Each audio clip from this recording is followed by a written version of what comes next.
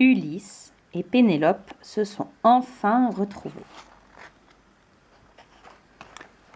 Dès l'aube, Ulysse va retrouver son vieux père, Laërte, dans son jardin.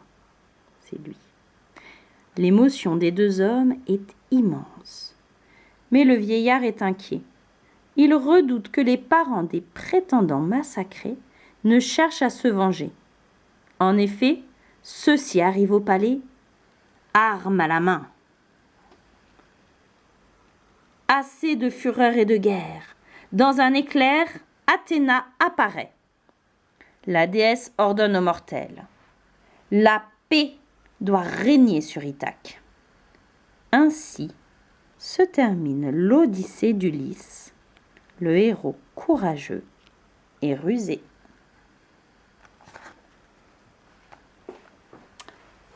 Que sont devenus les récits d'Homère ?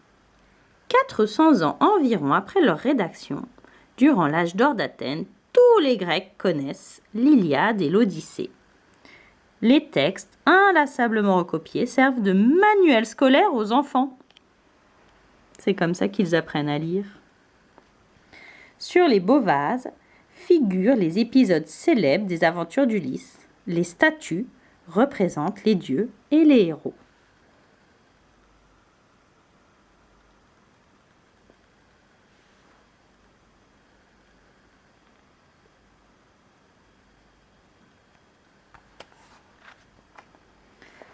L'histoire traverse les siècles.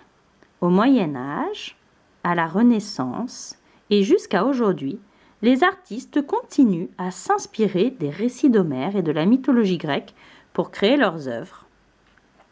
Quant à ces touristes qui visitent la Grèce, ils découvrent avec émerveillement le pays où est née l'Odyssée.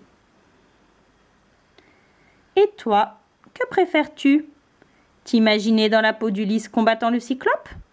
Lire ses aventures à l'ombre d'un olivier ? Ou en inventer de nouvelles dans ta tête ? Car la leçon d'Homère, c'est peut-être ça. Il n'y a pas de limite à l'imagination.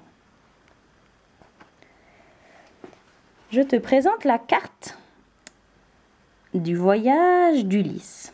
Alors, ici, ça c'est la France. Et la ville de Marseille est quelque part par ici. Ici, c'est la Corse et la Sardaigne qui existent toujours.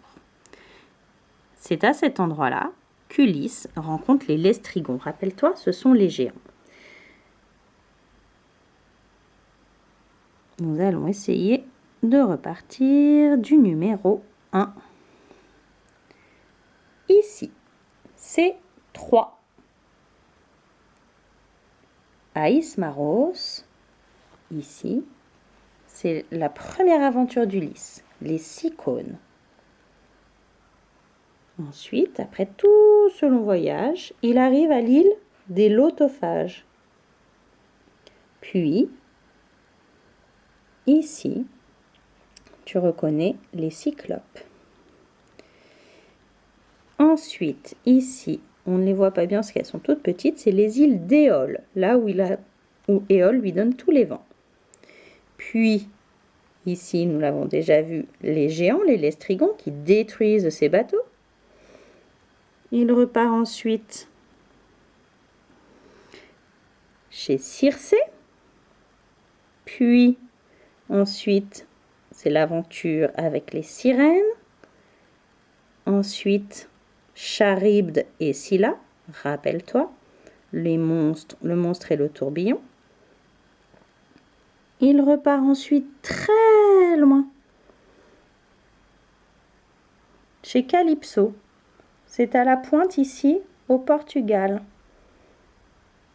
Il repart ensuite. Tu te rappelles, en plus, il est sur son radeau à ce moment-là. Dans l'île des Phéaciens. C'est eux qui lui permettent ensuite de rentrer. Et tu vois ici le mont Olympe, là où vivent les dieux. Et ensuite, il rentre à Ithaque. Ce pays ici, c'est la Grèce. Et Athènes, c'est sa capitale. Tous ces pays existent toujours, bien sûr. Et voilà la carte des aventures d'Ulysse. J'espère que ce livre t'a plu.